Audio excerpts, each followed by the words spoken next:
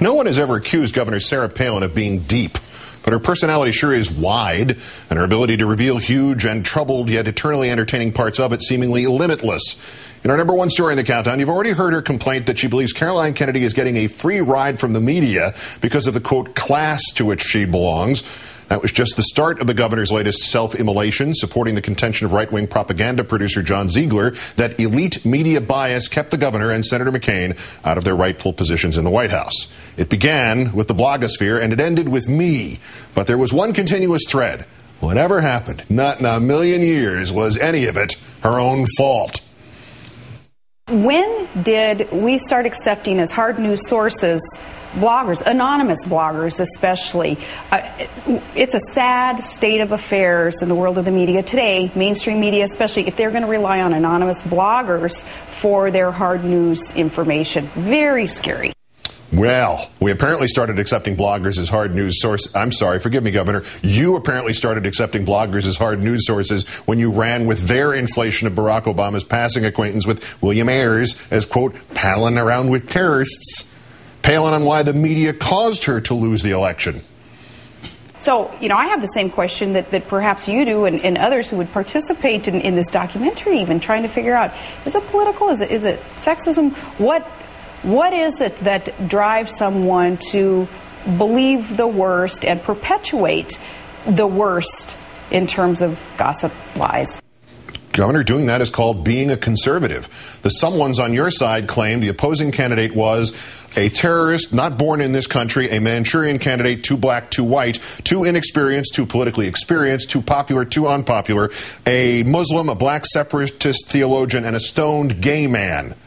Then again, consistency was never really part of the plan. Contemporaneous with her disastrous network news interviews, specifically the Katie Couric self-destructions, the governor said she'd had no problem with their scheduling. Then it leaked out that she blamed John McCain's people for forcing her to do those interviews. Then she denied she'd said anything of the kind and blamed the media for lying about her blaming the media. And now she's come back full circle to blaming the McCain campaign. Did you feel as if it had gone well, not well? No, I knew it didn't go well. I knew it didn't go well the first day, and then we gave her a couple of other segments after that. And my question to the campaign was, after it didn't go well the first day, why were we going to go back for more? And because of however it works in you know, that upper echelon of power brokering in the media and with spokespersons, and it was told me that, yeah, we were going to go back for more. And going back for more was not a wise decision either.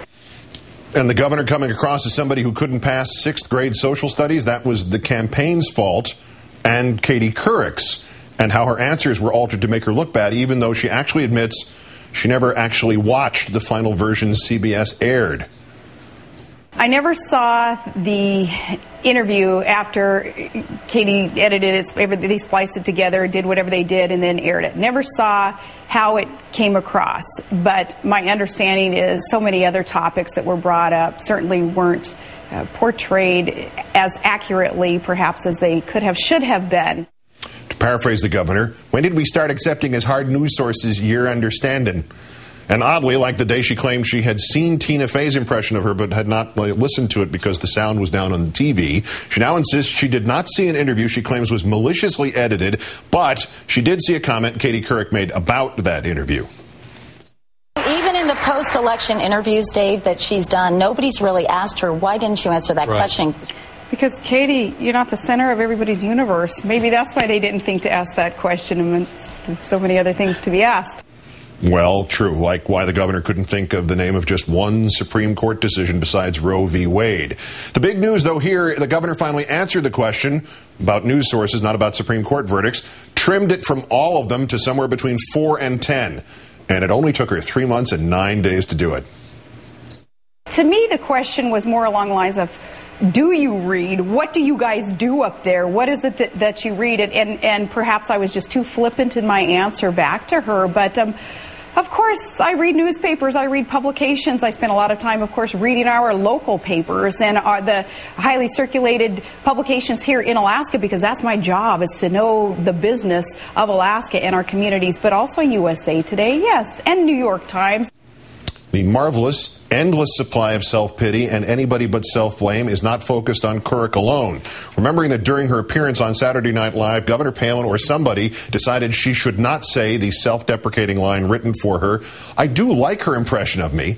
Listen to how the pity and the blame are mixed with a new chaser, jealousy.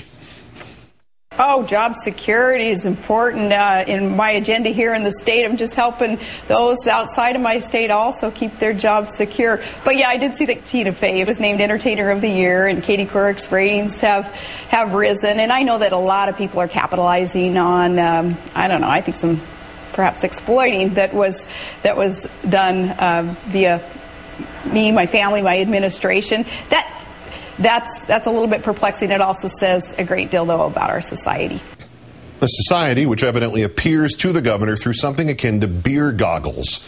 It hates her because she's a woman, she's an Alaskan, she's of a, by her own terms, lower class than Caroline Kennedy.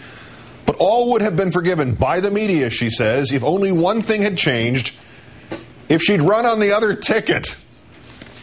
I think they would have loved me as a candidate. So there's so much hypocrisy in it all. It's pretty baffling. But yeah, had I been chosen perhaps to run as a reformer on the Democrat ticket, we would have seen an absolutely different and I think, if you will, a much prettier profile of Sarah Palin and the Palin family and my administration. The triage test of mental health is how correctly you can see yourself as others see you, how close you come to guessing what others perceive. This is how close Sarah Palin gets. In an era when the difference of what it means to be a Democrat or a Republican is probably greater than it has been at any time since 1864, Sarah Palin can conceive, even hypothetically, about choosing to run for office as either one of them. Lastly, though, there was one brief moment of clarity. To quote filmmaker Ziegler's blog, when she looked at the back cover of my first film and saw the photo of one of the film's targets, Keith Olbermann, she literally let out a shriek and, pointing to his photograph, declared, "That guy is evil."